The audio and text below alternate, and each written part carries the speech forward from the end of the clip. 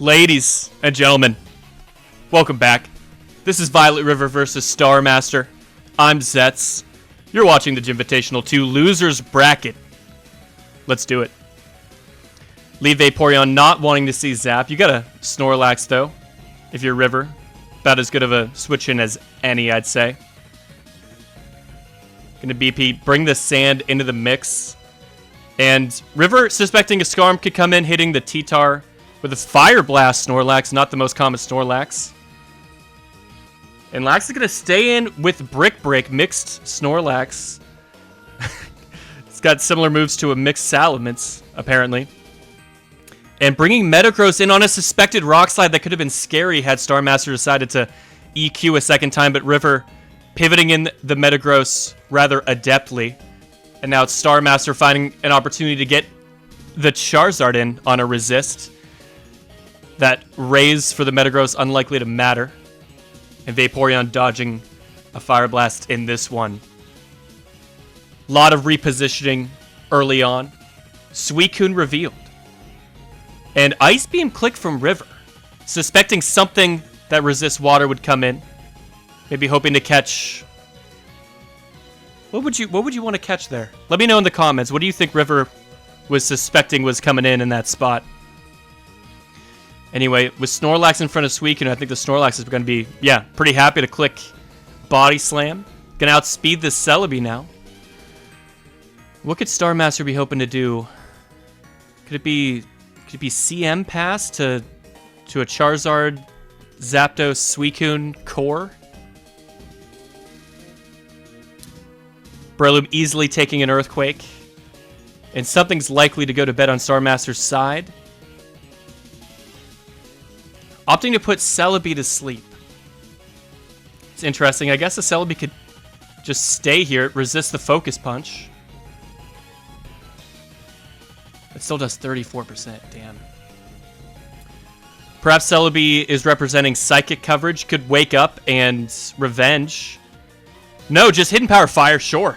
Absolutely. Carrying that with us to hit opposing Skarmory, but in this case, River has brought mixed offense. The Mightiest Magician. Clicking an Ice Punch. And what does Jirachi have for us? Thunderbolt mid-ground hits literally everything on River's team. No ground types. And the Breloom resists it, but it's gone, of course. What's the click here? Suicune can come in. Celebi will come in. Baton Pass this time from River. Clicked Ice Beam last time. And this time we're choosing to get the Gengar in, representing Ice or Fire Punch. And nice Fire Punch click.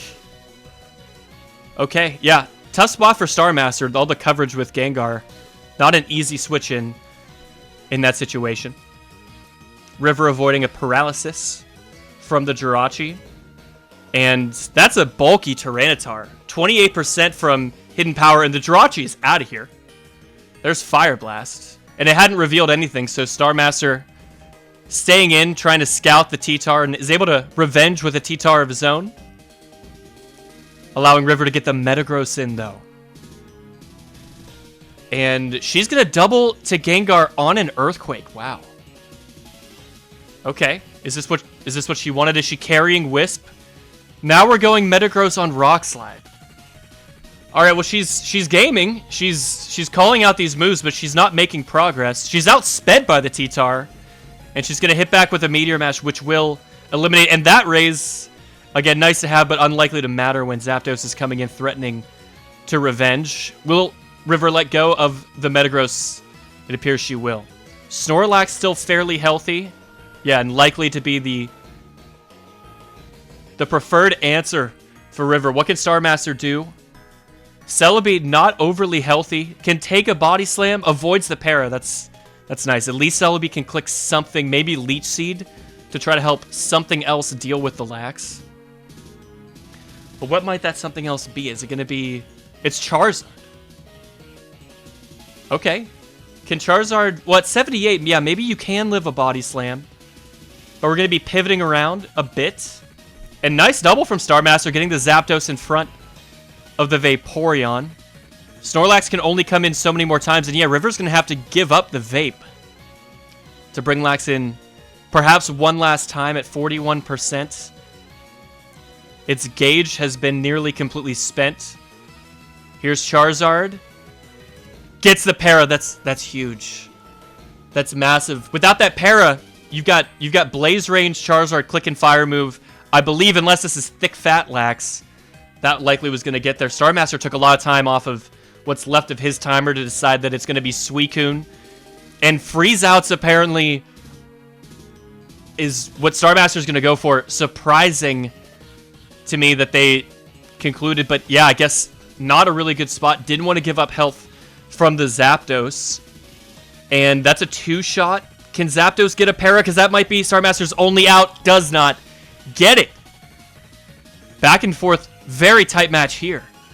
And River takes it narrowly in game 1. And she's now 1 game away from clinching the entire set and leading T-Tar this time in front of lead Suicune. I'll tell you folks, I've been running a lot of El Clasico, and lead Suicune is perhaps my least favorite lead to see when I've got lead T-Tar. River's going to opt to go Skarm. Do you get a spike? No, you got to roar out the Suicune immediately and go from there. We brought in Metagross. The Mag comes in immediately, and River wisely is going to take her spike, knowing that there very well could be a Mag coming in. You can always protect Chip Heal to scout the meta, but it's dangerous, folks. Not getting a spike can be devastating for certain teams. Skarm teams into Mag, it's not bad. It's not that bad of a matchup unless you don't get a spike. You usually do need to get that one spike. River has done that. And Zap does come in. Some Zapdos can hit this range. Does not actually get the kill and is going to have to take a big Ice Beam. Oh, and the freeze for Starmaster. Fans of Starmaster must be delighted. Oh, but the timely thaw for River. That's the kind of interaction right there that could swing the whole game. Starmaster could have utilized that to eliminate the Zapdos. Who knows how much more value the Zapdos is going to get for the rest of what could be Starmaster's last game in the Jimvitational. And yeah, so far, the way this is played and what has been revealed, this does very much seem to be El Clasico from Violet River. Could be an Aerodactyl in the back. Could be Rock Spam, folks, with a Gengar Spin Blocker in the back. And if that is the case, it seems River has opted for DD T-Tar in the lead slot rather than occasionally also seen BKC Tar.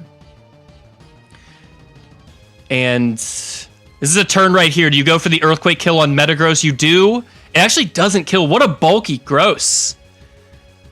I expected it to do more than 54% after, or 51%, excuse me, but after a Dragon Dance? Okay, Metagross. This time it's Starmaster with the Snorlax pivoting in. But oh man, a crit, that's so massive. Snorlax is already, we're already in the mind game where does it blow up right now? Yeah, and this, yeah, El Clasico, Zap does run Protect. River gets that mind game right. Because if Snorlax doesn't blow up there, River simply T-Bolts. Snorlax is not going to have another turn. That was going to be its last turn. River wins that mind game. The Zap has been parried, but it's accomplished so much. It's taken care of both the Suicune and the Snorlax, which are both two of the primary win conditions on many Mag teams, folks. Is what Starmaster has left going to be enough to force a Game 3 Metagross, Salamence, and something else? But yeah, the full health Swampert. The attack raise is nice. And Starmaster actually pulls the trigger. River doesn't protect that time. Almost assuredly had it. And here's the Gengar. If this is mixed Mets, or honestly most Mets could look to outspeed the common Gengar on these structures. And yeah, Starmaster basically has to play for a miss there. Doesn't have a Wisp switch in anymore. And honestly, heads up for River to have been able to keep Gengar in her back pocket this long in the match, affording her the ability to bring it in full health. And there's way fewer responses for Starmaster to deal with it. River can go for a Protect now. Oh, no. Yeah, nice. She knew it. River called out that it was going to be a Dragon Dance on represented Protect to get more Wisp burn. And River in the chat acknowledging that we may have a problem. Here's Arrow. Arrow is outsped. I think it would die. No, it barely lives. It barely lives the rock slide. No flinch. And what's in the back? It's a Heracross. And it's got no lefties. Is it going to be subbing its Swords Dance? If it's not Guts, Wisp could end this. River's not even going to go for it. Gets the para. That's it. That is game. Yet another para in this set. Hera gets outsped, and River stays alive, and we'll move on to round 6. Starmaster eliminated in 2 games. What a set. And honestly, both games coming down to practically the very last turn. Absolutely could have gone either way. Some discussion in the chat between these two acknowledging that the lax crit was pretty meaningful. And how about that thaw? The freeze into immediate thaw in the earlier Zapdos-Suicune interaction. That's Pokemon, man. So many interactions swinging one different direction could have changed the entire landscape of the set, but that's the game we play. Congratulations to River moving on. Excited to see her continue to game. Don't forget, folks, if you're watching this before September 1st, which, let's be real, you probably are. Most of the people who watch this video are going to watch it in the next several days. Sign up for ADV Revival 3. It's not too late, and it's going to be a lot of fun. Grab some sample teams, join the Revival Tournament's Discord server in the description, and game out.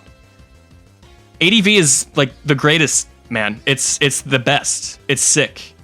Check it out. And check out my channel sometime. Everybody knows about the ADV Speed Pass Suspect test going on, folks. I just dropped a video detailing that entire situation to get you up to speed. And thanks to everybody who tunes in and enjoys ADV with us. And thanks for watching. Don't forget, as well, you can also donate to the prize pool and help out our competitors. The top 3 gamers of Jimvite 2 are going to walk away with some nice cash in their pocket, as they should. We should be supporting the people putting in so much time and effort to get so goated at this format that we all love. Chip in what you can. Even $5-10 goes a long way. There's 10 people listening to me right now. Just 10 who have $5-10. If you give rather than not giving, in the end, it adds up to a lot. That's like $100, right? That's like 50. That's $100. And that's Chipotle for 3rd place. Buy 3rd place in Jimvite 2 Chipotle now. The link is in the description. That's all I got for you. I've got one more set with you guys. I have another set coming up in round 6, and then that's going to do it for Zet's commentary in the Jimvitational 2. It has been an honor to participate to the extent that I have on this channel. I'm excited to continue doing so. And I'm going to give it my absolute all in that round 6 set coming up in probably just a week or 2. There's been a lot of people saying nice things about commentators in the comments lately. And I am glad that we're showing some of the people who give their time and effort and volunteer a little bit of love. I'm doing a little bit of a reverse callus here, folks. What am I doing? I'm like doing a little bit of a spiel. I'm kind of vamping right now at the end of the video, not the beginning. The beginning, I like to get into the mix. I like to get into the action. I know there's many of you out there that enjoy that. I know there's many that love Callus and that maybe not so much love Callus's extended intros. That's a common topic of debate in the comment section. But there's been a lot of positivity lately. I've noticed that. And let's keep that going. Say something nice in the comment section about somebody in the ADV community. It could be anybody. Absolutely anybody. It could be Gold Mason. It could be H-Clat.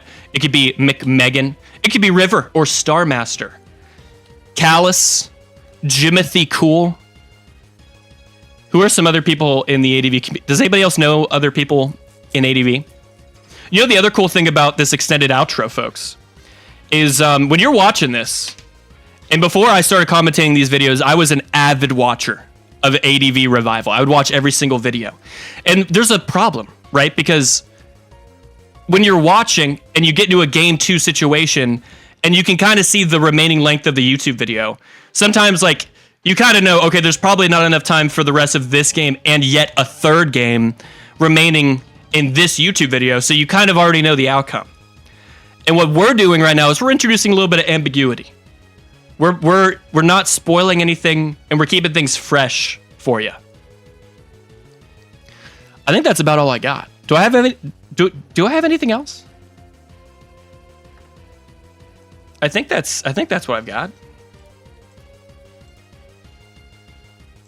Don't tell Gold Mason I did this. Thanks for watching. And we'll see you next time.